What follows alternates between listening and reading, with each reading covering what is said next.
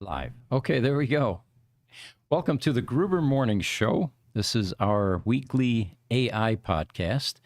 And interestingly enough, we do a lot of podcasts here each week. This has become one of our most popular ones, actually, and it's very encouraging. It started off as a very informal, impromptu. Jesse and I would come in Sunday mornings and just kind of throw some ideas out there, get the audience engaged, and try to spitball some of the new developments in AI every week, which are now happening not just weekly, but not even daily, hourly, actually. And the goal is to talk about it. Let's embrace it. Let's not fear it. Let's find a way to integrate it into our technologies and into mankind's trajectory through time. It's unavoidable. We're going to have to. So might as well do it and embrace it. Those of you that have questions, feel free to ask. We entertain them throughout the show. And tell us where you're coming in from, too. That's always interesting to the other viewers. We've got a global reach, streaming on a number of different platforms. For those of you that want the full experience, Instagram's the only one that's still green screen, and we're dangerously close to making that work. We're almost right? there. Yeah, next shows we'll be doing it. In the meantime, if you want to see the backdrop picture that we have, go to YouTube or any of the other platforms, Twitter. What we have here is an AI-generated image of the theme for today's podcast, which is AI being involved in psychoanalysis. And it didn't disappoint. What I asked for was somebody on the psychoanalysis couch and a robot performing the function in a Freudian setting. And I thought it came out fairly well. So the headline on this was created by a show that I watch Sunday. I don't watch a lot of television, try not to anyway. But 60 Minutes is one of my shows that I tend to watch. And they had a segment about AI being involved in psychotherapy. And it immediately it triggered my interest because we've been talking about this ever since we got involved in AI. It lends itself perfectly to that type of an application in that, hey, it's smarter than us. It has a massive data set that it can draw on. And unlike your therapist, which is going to be available if you can even afford it, and we'll talk about that in a moment here, maybe once every month, once every 2 weeks, once a week, maybe if you really are well healed, but not necessarily when you need it most, in the middle of the night, when you've got anxiety, when your lover left you, and or you lost 50% of your savings in the stock market. So this application is perfect because, like Alexa, it's there 24/7. And there's a company actually in the UK that has been working on this. And the headline on this is, "Mental health needs have multiplied, support hasn't, until now." The whole notion of psychoanalysis actually is not that old. It's been around since 1890s. And it first began to receive serious attention under Sigmund Freud, who's considered the father of modern psychotherapy. And his methods included analyzing his patients' dreams in search of important hidden insights into their unconscious and how that was affecting their behavior in the conscious world. He formulated his theories of psychoanalysis in Vienna in the 1890s. And he was basically a neurologist trying to find an effective treatment for patients with neurotic and hysterical symptoms.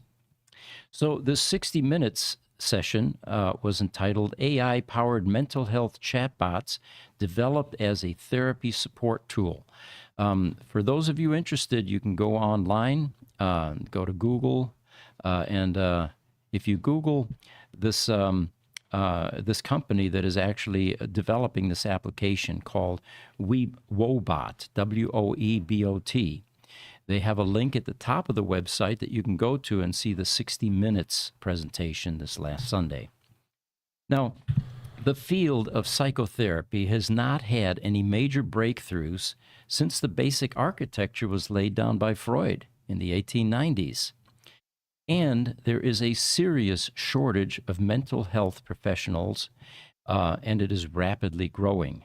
I'm sure that part of the problem is the rapid change that we are undergoing right now, that humanity is exposed to, which requires oftentimes some therapy.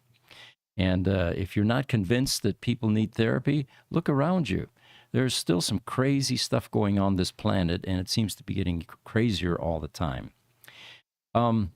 So because of all of these new levels of stress that we're exposed to, more therapy is actually needed more than ever. But the majority of people cannot afford high-priced therapists, psychologists, or psychiatrists. And stigma is yet another barrier. How many people are willing to admit, yeah, I need some mental health.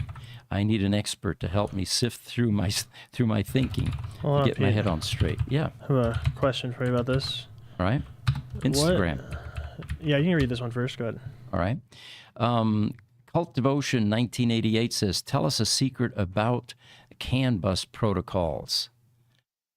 Wow, I don't know if there's any secrecy there. It's pretty basic and functional, and it's how the cars, and not just cars, but other electronic devices, like in the critical power world, those use CAN signals as well, how it communicates with the various devices in the link or in the chain of products that make that product function, whether it's a car, whether it's critical power equipment, or any type of electronic equipment. Unless you have some ideas about what secrets could be embedded in there, we'd love to hear from you. All right, so getting back to the psychoanalysis being done by artificial Well, yeah, hold on. I intelligence. had a question for you that real quick. Okay, so go ahead, Jess. my question on that one is, this might be good, I think, immediately, but soon I think we won't even need therapy. That's my thought, is once we have a full understanding of the brain. And Neil deGrasse Tyson made a comment about this on a podcast maybe a few months ago. He said, soon, within the next 3 to 5 years, we'll be able to just turn emotions on and off, basically. Wow. Okay. Can you imagine an era where we get to that, right? Where we have some kind of a device. Remember I showed you that device the other day that you put it on and it's like sending electrical impulses through your brain? Right. We're going to talk about that too, the anti-anxiety headphones, basically. Yeah. Going into the vestibular canal or into the vestibular system in your brain. But and we have new cameras too. Did you notice that? When I look sideways, it frustrates the social media guys. Now when I look sideways, you'll be able to see me until I switch back like I am just now. Whole new camera. Yeah, no, I got to get used to switching this much now. And we need the green screen to follow. It's I saw a green screen when you had me flipped over. Yeah, so the problem is, see how the wall is still showing? So I can green screen out most of it, but I'll work on that. We'll need some more curtain over here. Yeah, let's throw a little extra curtain over there. Green screen definitely hides a lot of sins in our studio. If you could see this is a hodgepodge of cables and cameras and lights. But anyway, getting back to psychotherapy being able to be, or AI beginning to augment some of the needs for psychotherapy. So the question is, why not AI, which takes the schedule of mental health support from, a few times every month to effectively 24/7. When you wake up in the middle of the night and you've got anxiety, your therapist isn't going to be there, but AI is going to be there for you, just like Alexa.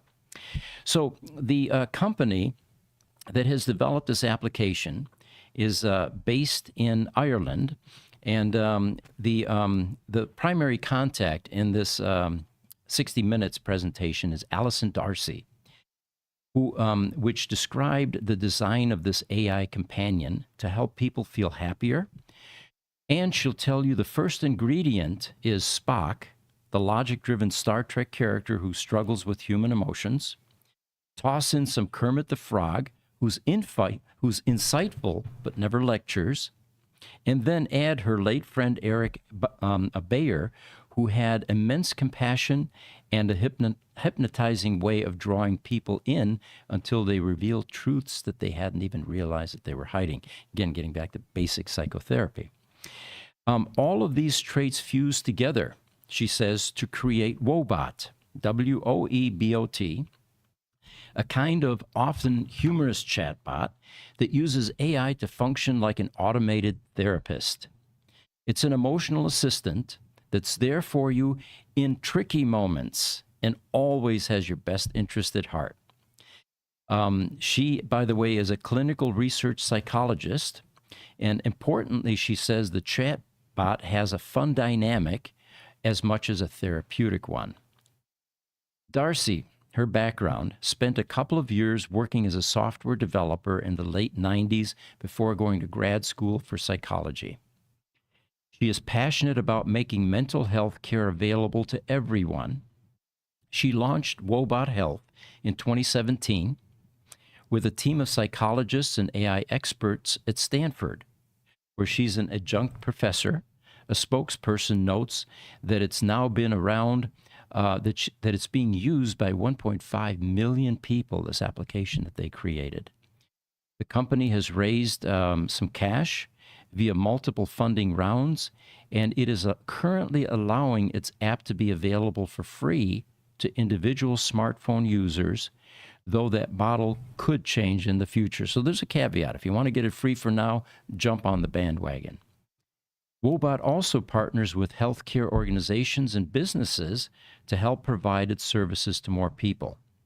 If you really want to see a practical application of how this Wobot app communicates with a potential patient, the 60 Minutes presentation is a good one because it shows the type of questions that it will ask, the responses, and how it handles certain types of psychoanalysis issues. The quantity currently is there are 1.5 million users. There are 70 million minutes of non-human support provided via Wobot and 83.7 thousand minutes per week.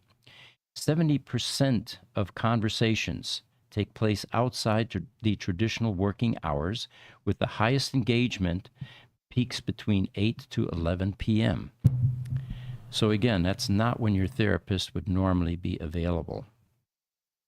So what it does is it delivers personalized, in-the-moment support through chat-based conversations and techniques. Wobot is also the first relational agent to create a bond with people that is comparable to that achieved by a human therapist. Wobot digitizes concepts based on cognitive behavioral therapy and is informed by the way clinicians, couldn't get that out there for a second, move through a session. So it seems to have a professional approach. Wobot is not a generative chatbot like ChatGPT, however. It is rules-based, which means that Wobot's conversations are written by conversational writers with training in evidence-based approaches like CBT, cognitive behavioral therapy, and interpersonal psychotherapy, and dialectical behavior therapy. And all of these have I have acronyms, of course, DBT, CBT, IBT, with collaboration from their clinical experts. Wobot, they say, is the foundation for conversations that are igniting a transformation in healthcare, and for tools that deliver insights to help you better understand member and patient populations.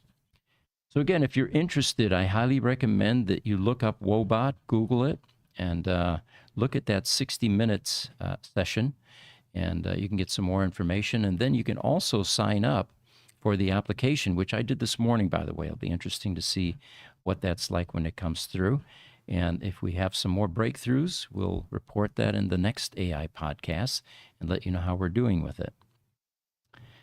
All right, any questions? Yeah, we've got Josh Rush 81 from Instagram. He's saying, what is the typical turnaround time for a battery repair that you show in your posts? I have a Model 3 with 130,000 miles, and I'm starting to see some minor degradation. Well, my first advice to you, Josh, is some minor degradation at 130,000 miles is nothing to be concerned about. It's perfectly normal. It's when you begin to see major changes each time you charge, dropping, 10, 15, 20 miles, that you realize that you have a resistive cell that needs to be addressed fairly quickly.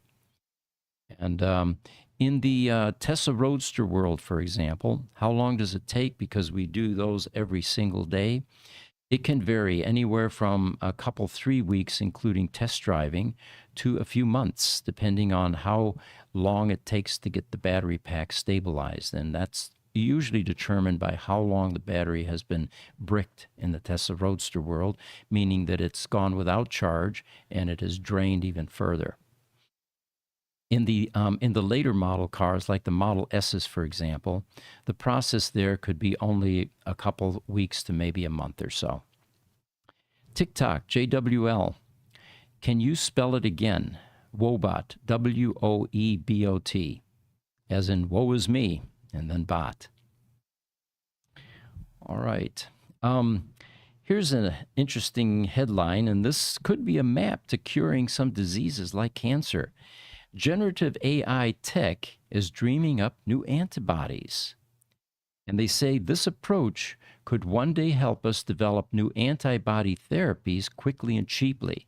But they're not quite there yet. But let's look at the formula that they're using in this, some of the successes they've had. Apparently, it's the same tech being used in DALL-E and other image-generating software AIs like Midjourney, for example, which could one day be used by researchers to design antibodies to treat cancer, infections, and more. So your body normally makes antibodies that stick to unwanted substances, such as viruses and bacteria, to help your immune system get rid of them. Decades ago, researchers figured out that they can also make antibodies in the lab. The proteins can then be multiplied and used as medicines that help the body recognize and attack pathogens, such as cancer cells, toxic substances, and of course, viruses. They say that 10 years from now, this is how we're going to be designing antibodies with something like the image AI image generating software packages. The existing methods, they admit, though, for designing antibodies currently aren't great, though. Once researchers have a target for an antibody therapy, such as certain types of cancer cells, they can inject that target into animals to see what sort of antibodies their immune system produces. They can then pick the most promising ones to refine for human use. Alternatively, they can screen the big databases of known antibodies for ones that seem like they bind to the target, test those, and then tweak the best option. But both processes currently are difficult, expensive, and time-consuming, which, of course, in the rapid development of AI is a temporary problem that is going to improve fairly quickly. All right. So here was another interesting headline: the 9 ways that AI is beginning to assist with global warming. The first one was icebergs are melting, and AI knows where and how fast.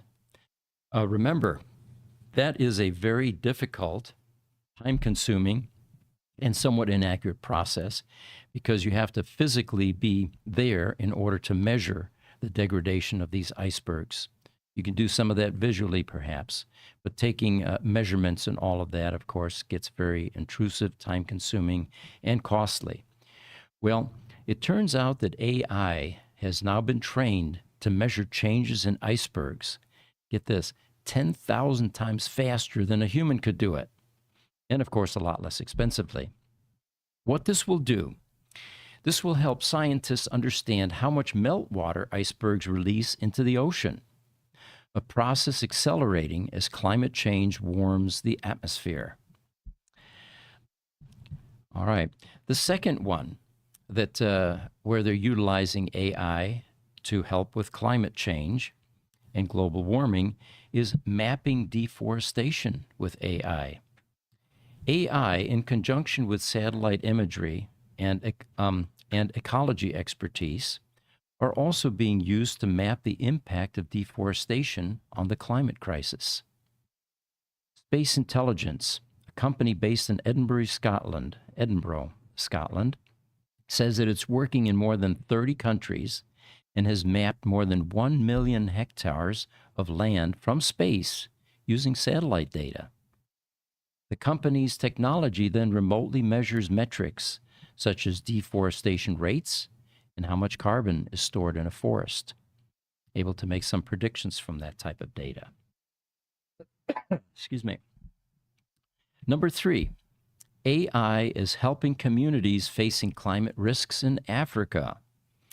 In Africa, apparently AI is being used in a United Nations project to help communities vulnerable to climate change in Burundi, Chad, and Sudan.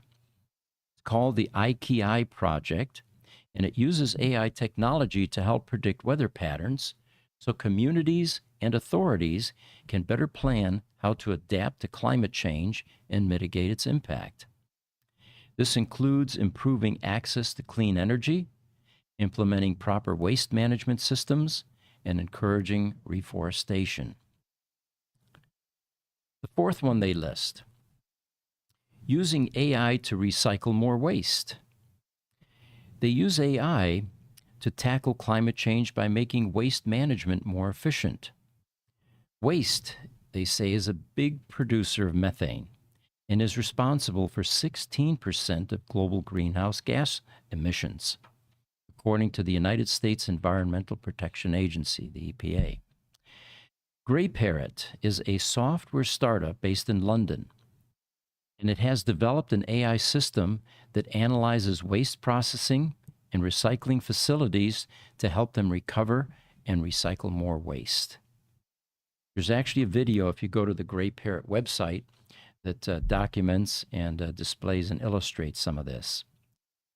So the company, Gray Parrot, has tracked 32 billion waste items across 67 waste categories in 2022 and says it identifies 86 tons of material on average that could be recovered but is instead being sent to landfills. All right, number 5, AI is cleaning up the ocean. In the Netherlands, an environmental organization called the Ocean Cleanup is using AI and other technologies to help clear plastic pollution from the ocean. AI that detects objects is helping the organization create detailed maps of ocean litter in remote locations. The ocean waste can then be gathered and removed, which is more efficient than previous cleanup methods using trawlers and airplanes. Plastic pollution contributes to climate change by emitting GHGs and harming nature. GHCs, greenhouse gases, are gases in the Earth's atmosphere that trap heat. During the day, the sun shines through the atmosphere, warming the Earth's surface.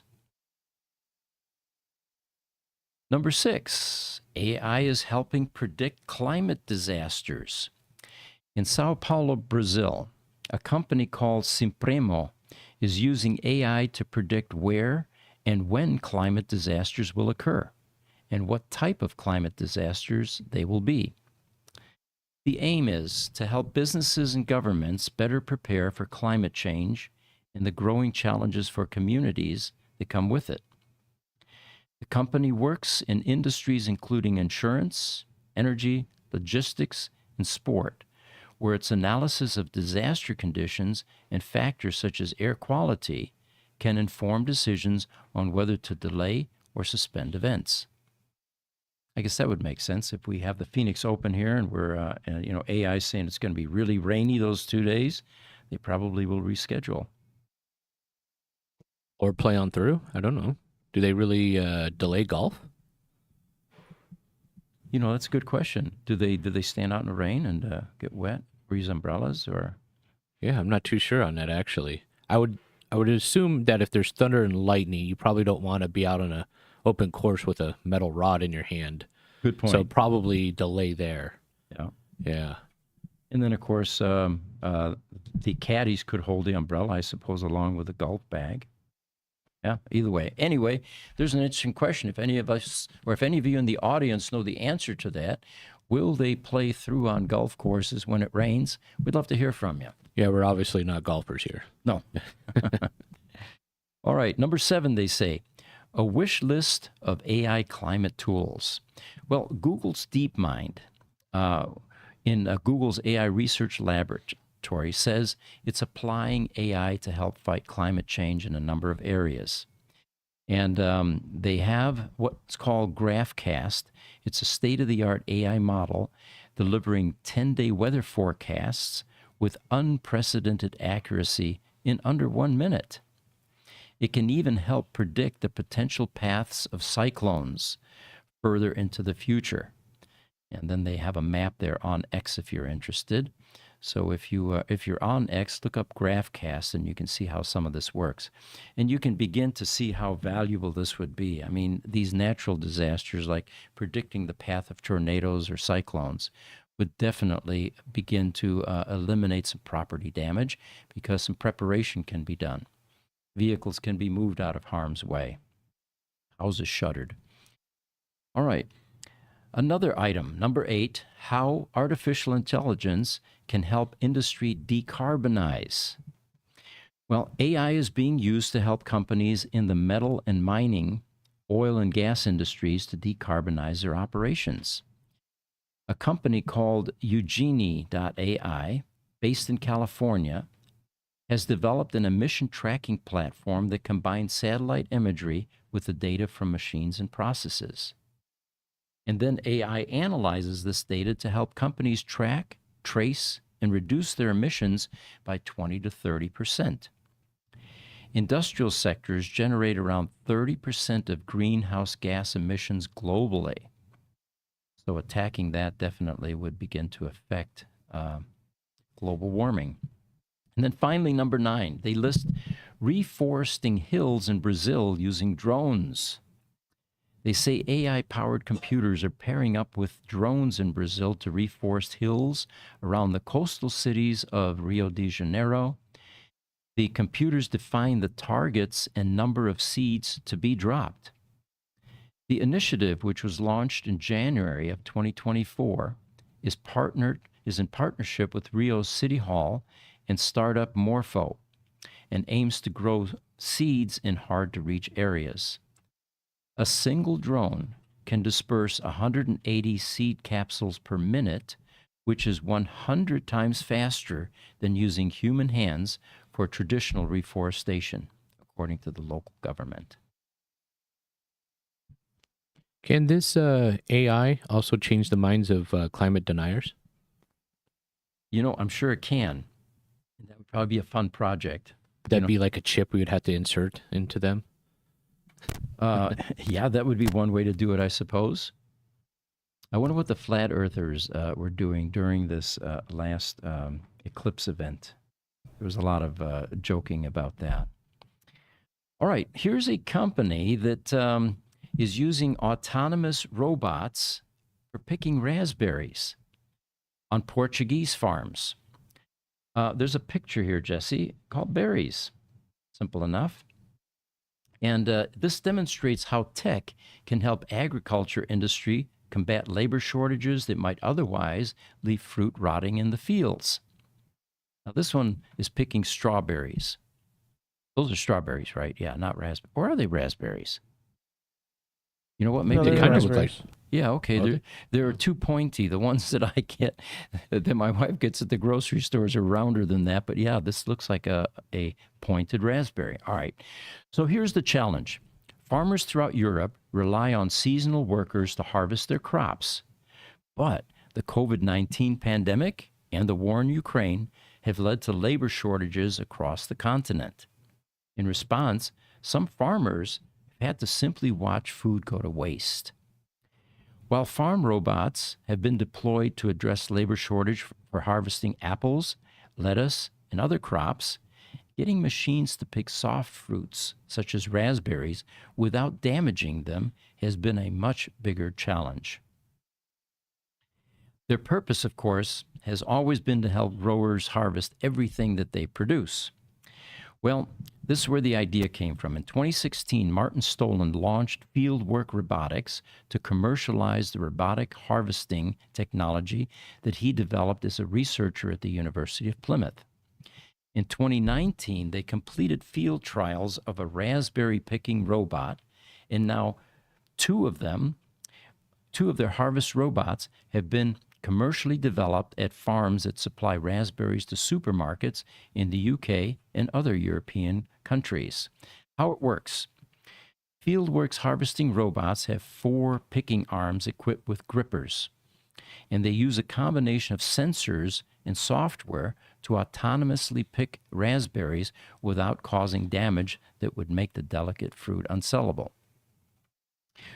They say raspberries are very sensitive, so we've had to develop technology that can apply enough pressure to release the fruit from the stem without damaging it.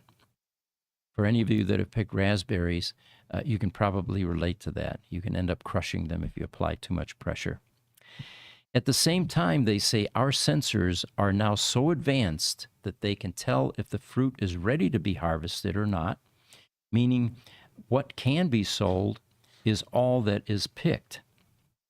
So looking ahead, these fieldwork harvesting robots are effective, but they aren't very fast. Each picks about 2.2 pounds of raspberries an hour. An experienced human, on the other hand, can collect about 10 pounds per hour, so 5 times more.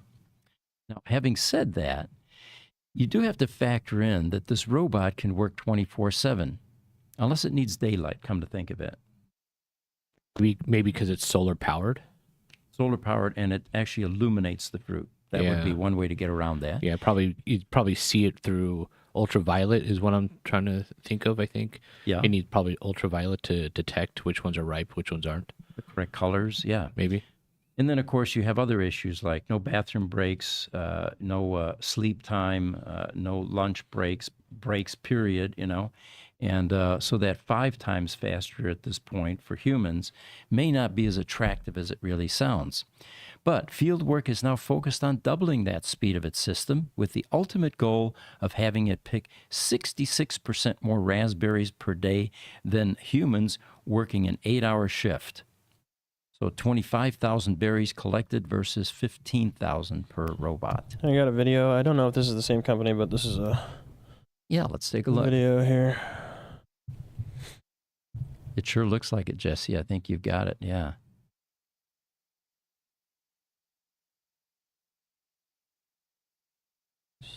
So I'm not sure what this is. It looks like it's mulching the stems. Those are grapes.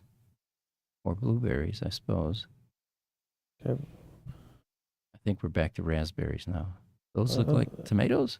Are those tomatoes? There's the raspberries. Okay, those are definitely raspberries. Yeah, see the difference in color. It's going to have to distinguish that. Look at that. Yeah, you can see its movements are fairly slow and deliberate. 2.2 pounds per hour, guys. Yep. And it's got to get better. Now, I would assume, though, the accuracies might be better than a human, though. If it can detect rightness better, I would think that, it might be a little bit slower now, but the accuracy of when to pull the raspberry off might be better instead of like, oh, this one's too old or this one's too, you know what I mean? It's not wasting time picking the wrong one. Now, if it has a little probe, it could do a biopsy to make sure that it's sweet enough, too, I suppose. Tiny little hole, though. We don't want anything big in there, Well, anyway, look at the ways that AI is infiltrating our lives. It's just, it's an exciting time to be alive. Here's another article. Synchron, spelled Synchron, is a rival to Elon Musk's Neuralink brain implant startup, and it's preparing to recruit patients for a large-scale clinical trial required to seek commercial approval for its device. They plan to launch an online registry for patients interested in joining the trial, meant to include dozens of participants, and it has received interest from about 120 clinical trial centers to help run the study. Part of this registry is to start to enable local physicians to speak to patients with motor impairment. There's a lot of interest, so we don't want it to come in a big bottleneck right before the study we'll be doing. So Synchron is farther along, actually, than Neuralink in the process of testing its brain implants. Both companies initially aimed to help paralyzed patients type on a computer using a device that interprets the signals. Synchron has received U.S. authorization for preliminary testing in July of 2021, actually, and has implanted its device in 6 patients. Prior to testing in 4 patients in Australia, it showed no signs of serious adverse side effects, the company has reported. So the company aims to include patients who are paralyzed due to neurodegenerative diseases such as ALS, amyotrophic lateral sclerosis, stroke, and multiple sclerosis, according to a company spokesperson. And some of this will be done at Mount Sinai in New York, the University of Buffalo Neurosurgery, and the University of Pittsburgh Medical Center, all collaborating with this preliminary study. The expanding market they talk about is Synchron, whose investors include billionaires like Jeff Bezos and Bill Gates, and Neuralink compete in a niche of so-called brain-computer interface, BCI devices. These are devices that use electrodes that penetrate the brain or sit on a surface to provide direct communication to computers. No company, they say, has yet received final FDA approval to market a BCI brain implant. Synchron's device is delivered to the brain via a large vein that sits next to the motor cortex in the brain, instead of being surgically implanted into the brain cortex like Neuralinks. Looks like we've got a bunch of comments here that we can address. So we just got hit with quite a few from Wayne, but it makes sense when you get to the last one. So all right, well, let's read Wayne's. Let's start there. My God, I need this for my wife. She's traveled 10,000 kilometers in my Model S. She's taken it to work several times when her car's out of action. He also says, she tells me often electric cars can't work. 4 years of seeing me get free charging almost everywhere in Perth, Australia. We are not COVID vaccinated because she tells me the governments are trying to reduce us. We never went to the moon.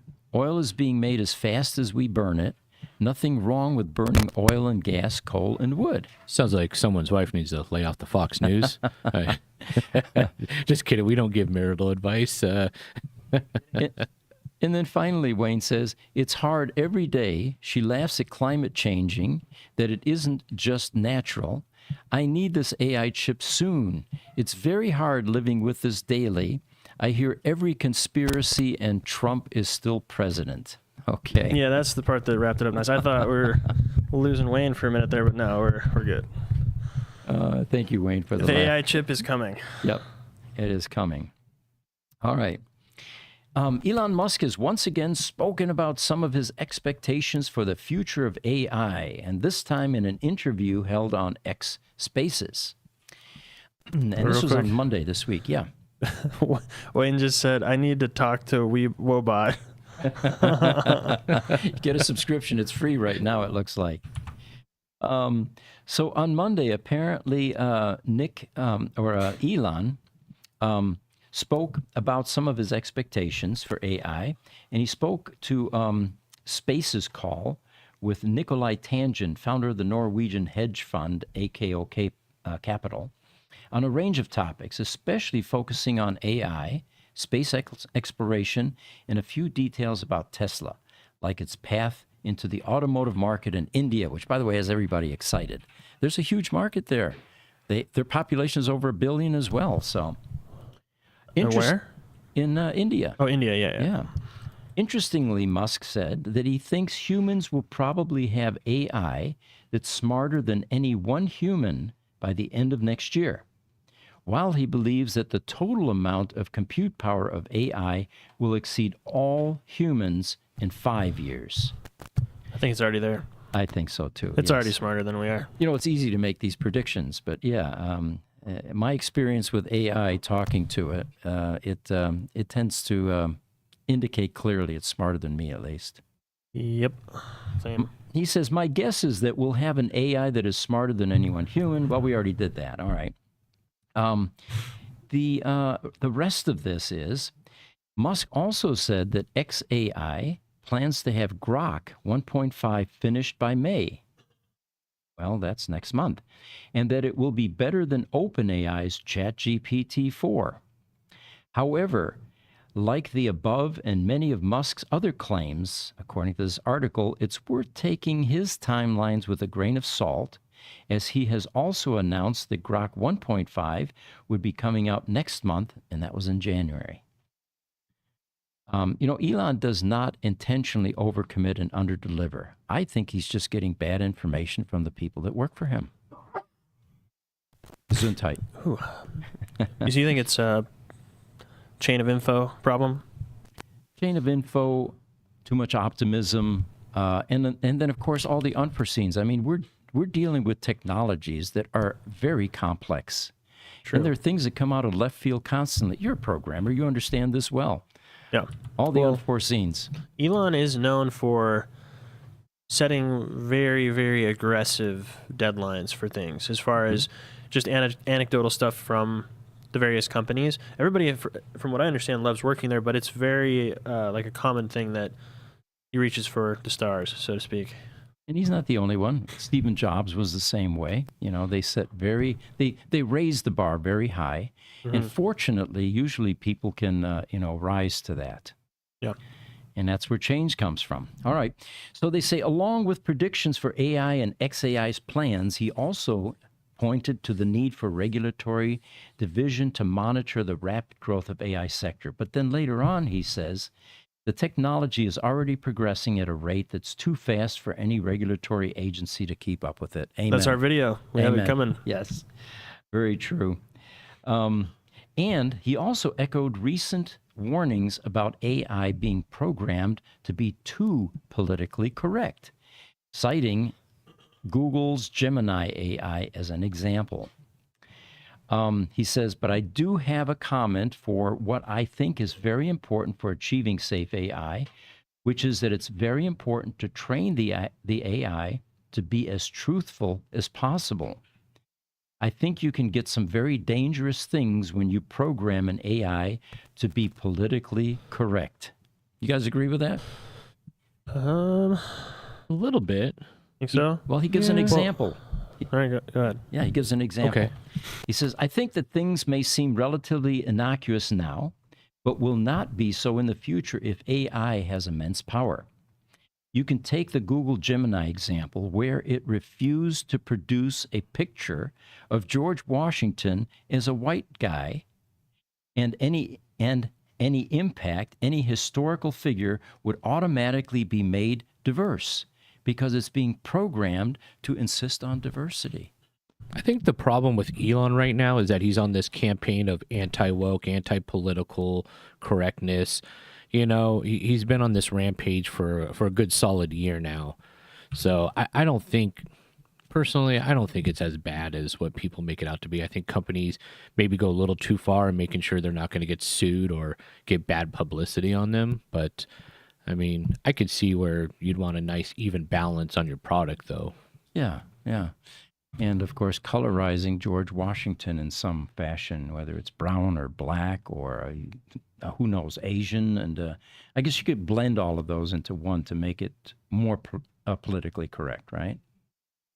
Well, he continues. He says, which sounds, perhaps okay at first, but not if the AI has so much power that it can actually enforce diversity and decide there's too many of one kind of people or too many of one sex, and just kill off enough until the diversity numbers is what is programmed to believe is correct. Now, I don't think he meant kill physically, literally. I think he meant kill off the information that's being released.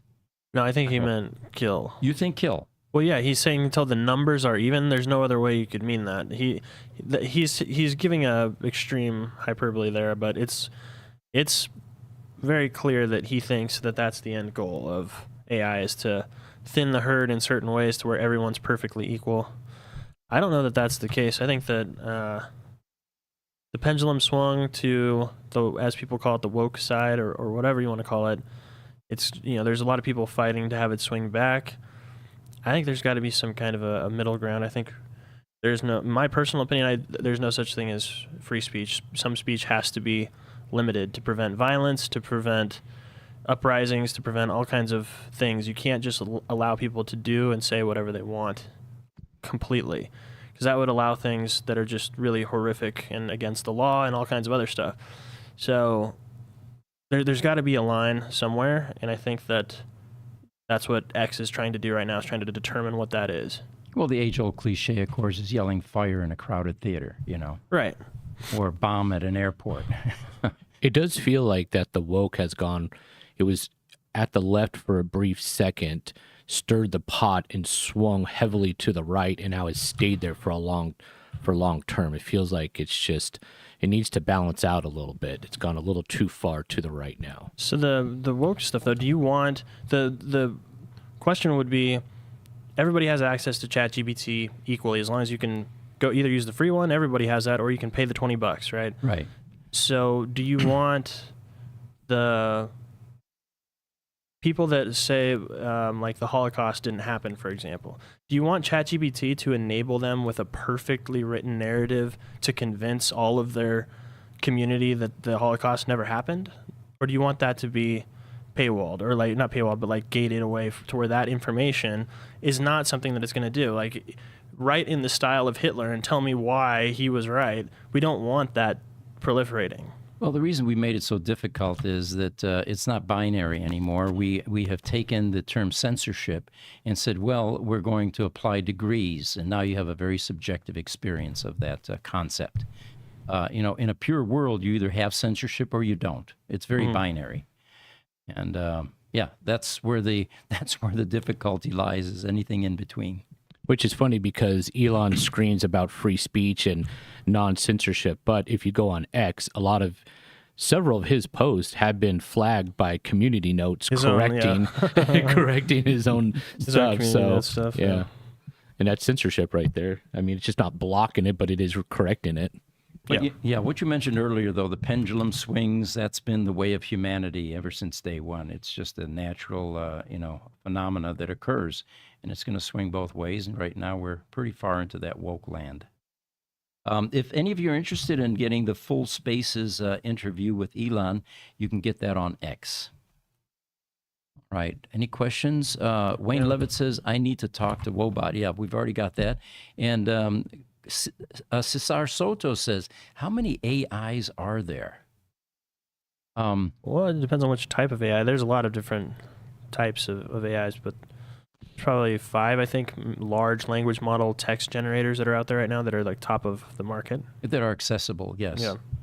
And a lot of obscure ones too, but I'm sure that's something that can be Googled. And in the last podcast, we actually posted the free versus pay-for-view type, AI. If you're talking overall AI tools, though, there's new AI tools being released literally every hour, every few hours. Every hour. Yeah, I was going to say it's not daily. Yeah. All right. So here's an interesting one. Neurovalence products have taken the form of head-mounted devices. There's a picture here, Jesse. Anti-anxiety is the name of it. And this is a pretty cool product. Apparently, this is a headphone that applies electrical neurostimulation to the skin behind the ear, directly targeting the vestibular nerve as a route to stimulate the hypothalamus, in the brain, of course, and associated autonomic nuclei of the brain stem. You can see that little transponder there just behind the earlobe. What they say this will do, well, let me give you history first. In 2019, there was a rule changed by the U.S. medical device the regulators aimed at encouraging innovations targeting insomnia and anxiety, and it's now bearing fruit. The company Neurovalence, Neurovalens, is a Belfast-based startup that for over a decade has been developing technology to deliver non-invasive electrical stimulation of the brain, or to the brain, and nervous system. And it's just had its second head-mounted treatment device cleared by the FDA.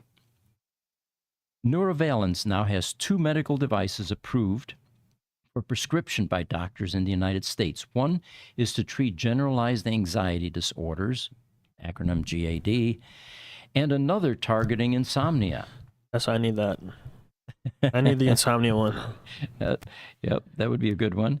For those of you that can't sleep, its GAD device was approved just last week, it turns out, and its device for insomnia received FDA clearance last October. More products are on the way, including a device for treating obesity-related cardiometabolic risk, which targets brain messaging that can influence the storage of harmful visceral fat in the next pipeline. So think of that. You no longer need diets. You just get a headphone, and it's going to take care of your visceral fat. You can eat all you want, maybe. I don't know. Man, it's going to be working overtime on me then. Well, the thing with that is it's like sending electrical signals into your brain. That's really what your neurons are when the synapses are firing. It's just little electrical impulses. What happens if they get that wrong? I don't understand how the FDA approves that. Do they have brain surgeons working at the FDA that reviewed all this that are good question electrical synapse specialists? Because what happens if there's like some fluctuation in the power or something and it sends a pulse too crazy and it just shuts off half your brain or something? Or you have the hacking syndrome where they walk behind you with a transmitter that now talks to this device and it gets you to behave in ways that it prefers or wants. Yeah, So- it's terrifying. So is this kind of like Ozempic then? Like Wait, instead of taking a shot or a pill, it's just going to be now a chip forever inside you? Well, this one is just like a headset that you wear. A head's okay. Yeah. Let me see if I can pull the image back is up. it kind of like Ozempic where you'd have to be prescribed it or something? Like Oh, yeah, like you have to get doctor approval or Yeah. something? Well, it goes further. It does more things. There's the image again. Yeah. The CEO, Dr. Jason McKeon, tells TechCrunch that Neurovalence is hoping to be granted an FDA de novo classification for third non-invasive neurostimulating device for people diagnosed with obesity later this year or next year. It's also working on another product for PTSD. So all That'd be these a good one. acronyms, we're going to start solving them. Issues like chronic pain, depression, and anxiety or stress are often poorly handled by resource-strapped traditional healthcare services, and a growing number of startups are taking an interest in applying neurostimulation to treat a range of issues and chronic conditions. Pharmaceutical interventions, they say, have their drawbacks, not least risks related to side effects.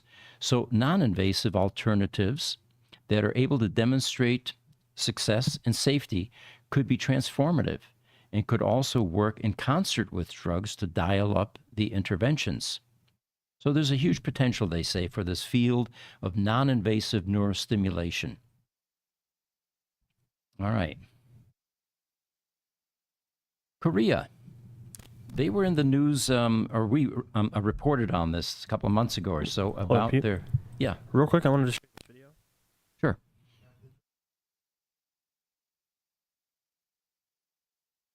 The non-invasive device or headset. What's that? Yeah, this one is for Parkinson's, though. Okay. So it's kind of a similar thing where it's like a device that you have on your chest. There was another one. I'm trying to find the other one, but basically it sends some kind of signal into the body that counteracts the shaking of Parkinson's.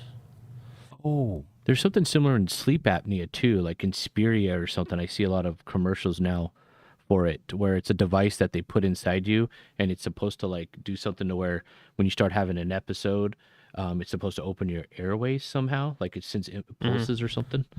So it's interesting that all these devices, though, they're all based on just sending electrical impulses into certain parts of the body. We're starting to figure these things out where it's literally just a little device that's sending little impulses and it cures these debilitating things. because these are neurological ailments, and Yeah. the nerves are. So it's much better, in my opinion, than throwing, just handfuls of pills at things until you figure out yeah, what yeah, works. right, with all the side effects included.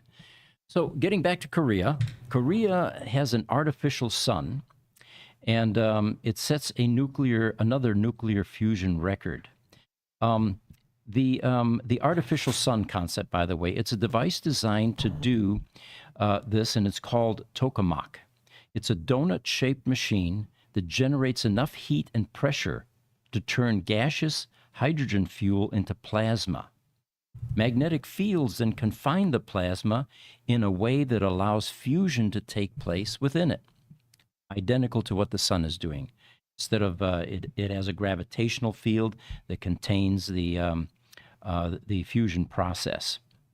So what they're doing here is they've set a new world record now with this nuclear fusion research, putting us a step closer to harnessing the power of fusion, generated clean energy. Inside the sun's core, hydrogen atoms slam into one another so fast and under such high temperatures and pressure that they merge. This is the principle of nuclear fusion, and the energy that it releases in the form of heat is what powers the sun and other stars. If we could, and I'm going to change when we harness nuclear fusion here on Earth, we'd have a theoretically near limitless supply of clean energy, but we need to recreate the conditions of the sun's core. And that is the big engineering challenge. There you go. Yeah, there's a visual. There's a video on that representation. tokamak. Yeah. It's like Tony Stark's heart. Pretty much, yeah, it is. Yep, same thing.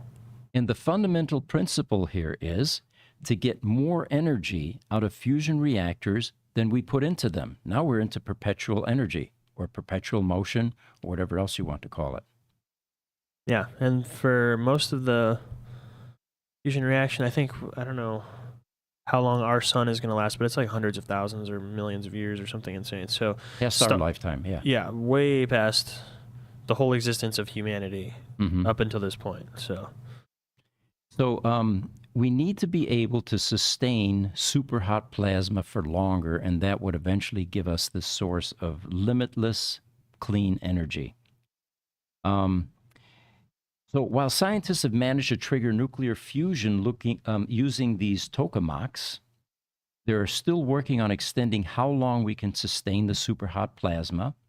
And then, of course, that's critical to getting the fusion reaction or reactors viable and commercially available.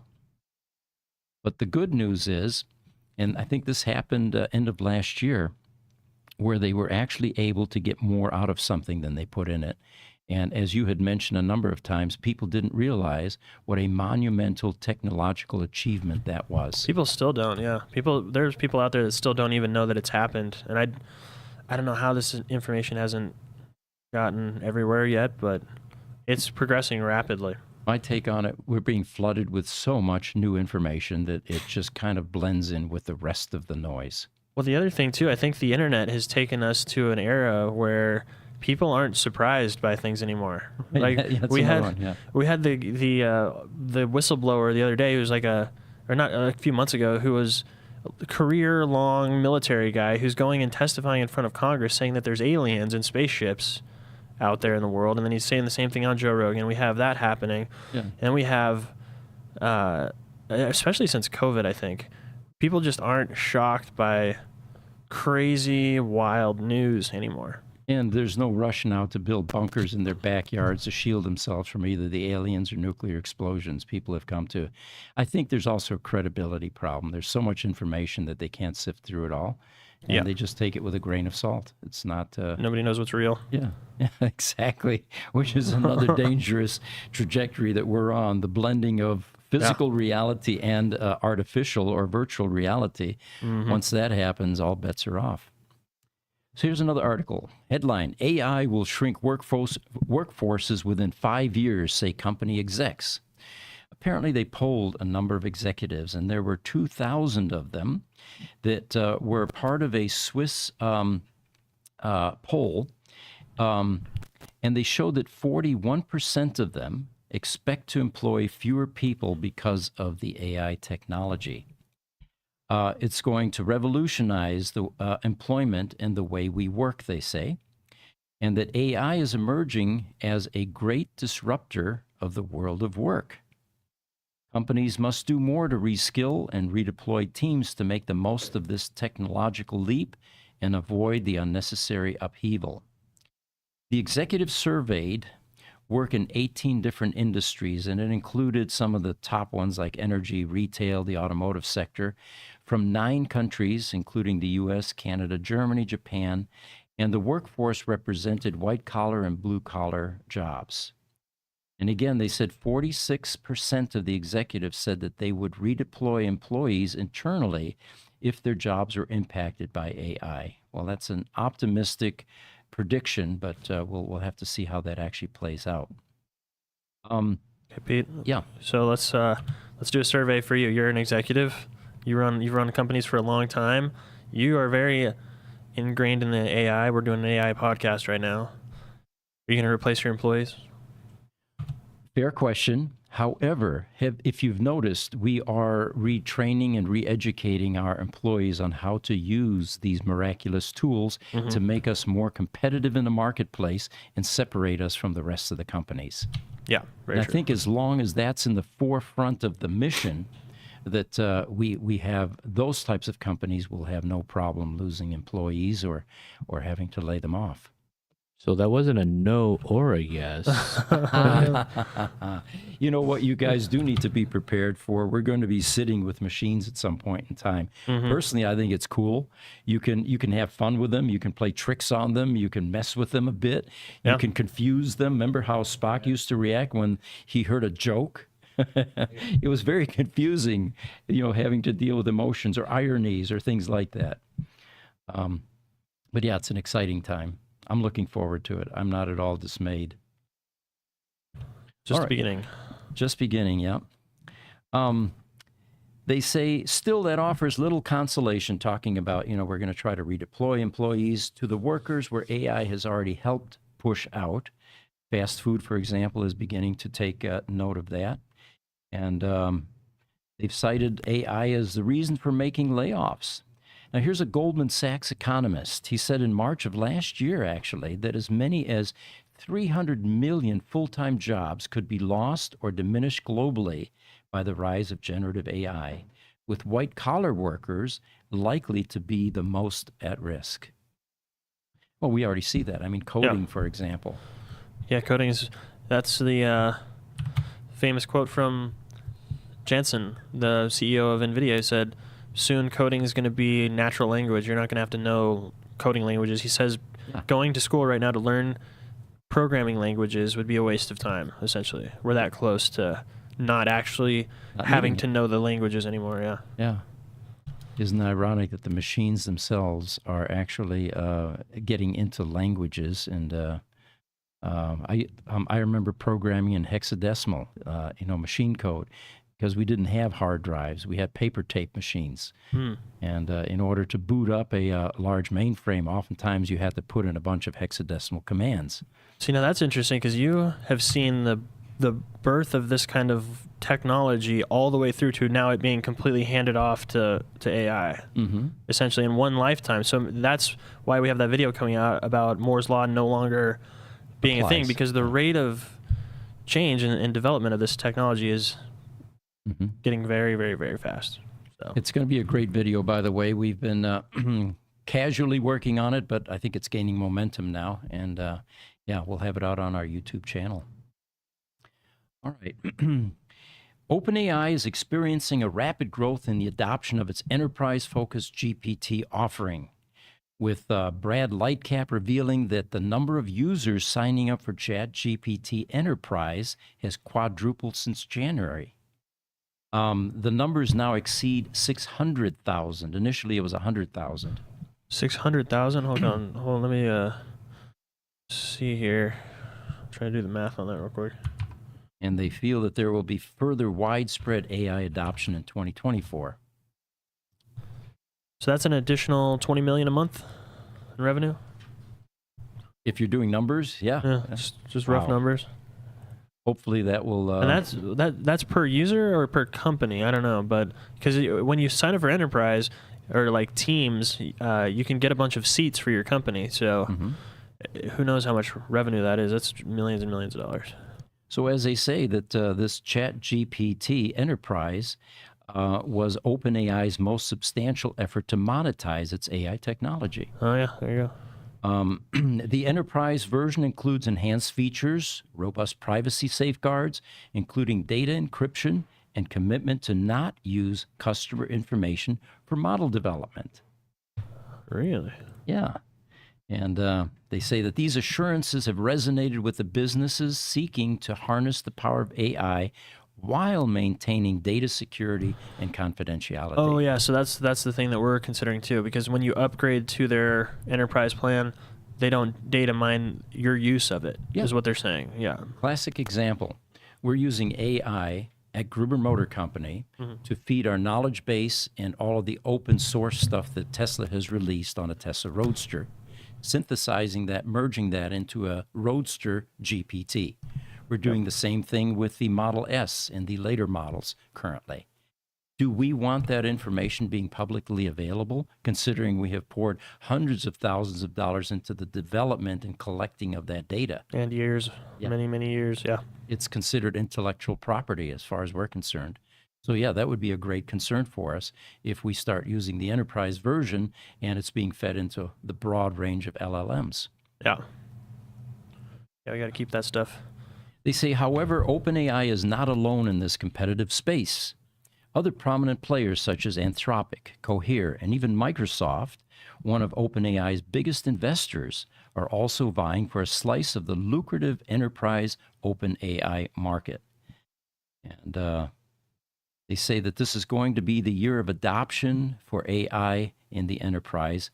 We're just seeing tremendous momentum at this point. Last thing I was talking to you about the other day too. You know, there's going to be a whole market of AI integration companies that help, you know, all these other companies integrate AI. Mm-hmm. A bunch of AI specialists that go out there and teach the world how to integrate it, because there's going to be different use cases for all these businesses now. They also say that the demand for specialized AI talent is fierce, with Tesla's CEO recently describing it as the craziest talent war I've ever seen. People are poaching. Companies are, taking employees from other companies. To meet the demand for the global demand for its AI solutions, OpenAI is expanding its workforce and geographical presence. The company currently employs approximately 1,200 people and plans to establish offices starting in Tokyo to get into Asia and other locations. Which leads us into the next topic. Top AI researchers are leaving Facebook. And the article says, we saw this with the PC, the web, mobile app stores, and now we're seeing it with generative AI, the flushing of talent. And given the amount of venture capital, cash that's being poured into AI startups, it's not surprising to see some directors risk leaving large companies while the iron's extremely hot still. Technology is there, the market is bubbling, and VCs have opened the banks for risk takers. A lot of funding available these days. But again, these types of exits reflect the same patterns in previous technological shakeups. Every time there's a new platform or layer of technology stack, there's an opportunity for startups to build apps on top of it. We saw this with the PC, the web, and of course all the other new technological advancements. Hey, Pete, I know you do some investing and stuff on the side. What do you? How do we know when a new AI company pops up? Is there good indicators when we know it's going to be a ChatGPT or a Suno or a Midjourney that it's going to actually be successful?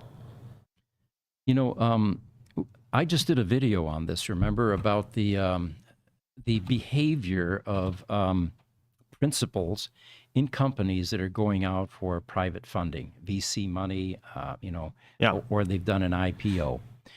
And it's scary how irresponsible some of these startups become once they get infusions of cash. Mm-hmm.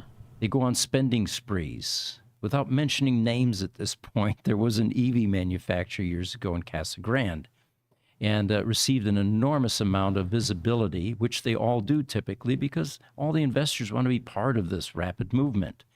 And instead of concentrating on building their production capacity and facility full bore, they added a 10,000 square foot gym for the employees. And my comment to that was, guys, it's too soon. You don't even have employees yet. Let's get the production lines built first. Let's get some ROI for the investors.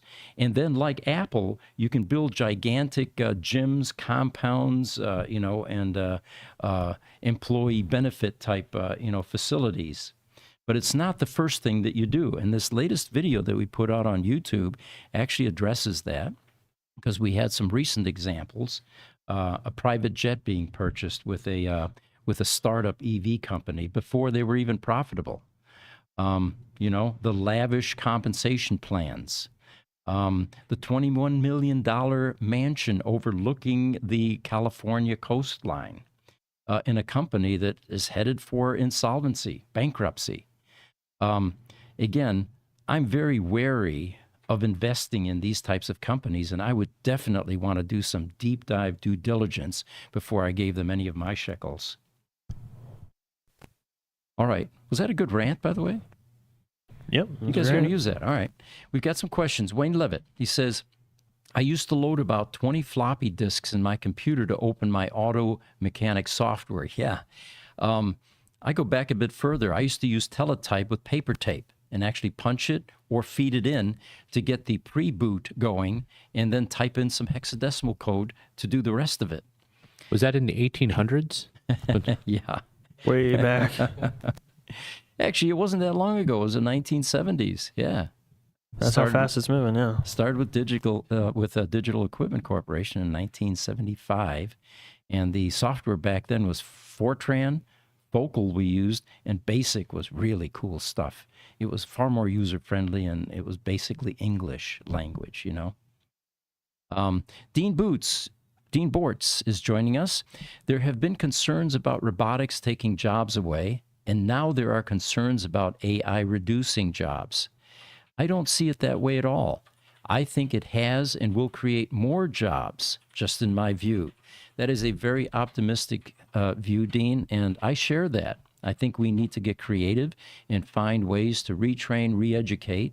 I find nothing more frustrating than going to my Starbucks Sunday morning. I only drink coffee once a week, right? And again, 50% of the time they get my order wrong. Humans aren't any good at this. First of all, it's Sunday morning. I get up at very early, so at 6 o'clock, they don't want to make my coffee. They're barely awake. And even though, I have to repeat it very slowly, it still has a high margin of error. A machine wouldn't make that mistake. Those same people can be encouraged to go to school, get a trade, learn something, and instead of doing fast food or serving me coffee on a Sunday morning. It does feel like robotics is going to take away the jobs that let me rephrase that, no Americans want to do. I mean, who wants to stand out in the field and pick, vegetables and fruits when you can have robotics? Backbreaking work. Yeah. Yes. I mean, I lived for 4 years in San Luis Obispo area, so you had a lot of, farms and grapes and vineyards out there. And every year they would have some, migrant workers coming in on visas, and picking all the, vegetables and fruits. Well, now, you can have robotics do it. You can own them, and you can start them at any time and don't have to pay them. The only thing you got to pay for is maintenance on the device. These low-level jobs that we're replacing are not the type of jobs that people can get passionate about, that they can get excited about, that will develop into a career. They're basically trading dollars for hours. They're bored to death. They're not going to do a very good job with it.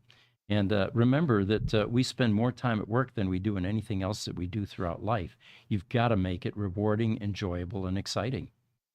And a fast food job like that definitely doesn't fit into that category, nor does picking fruit out in the field or vegetables. All right. We've got one other comment here from TikTok. Sean Galt. He says, and flash the chip with ultraviolet. Yes, yeah, that was another fun. Yeah, they used to have little windows on the chips, and you could actually see inside, and you could flash chips. Those technologies were they were state of the art back then. Boy, it's kind of like the stuff that's coming down the pike now. You're in awe, jaw-dropping technologies. Yeah. Well, I think we've run our course this morning, guys, unless you have anything. I think that's it. We're over time. We are always grateful when you guys join us. These AI podcasts, they take on a life of their own. And we will collect more for next week. We'll see you Wednesday next week. Thank you for joining us.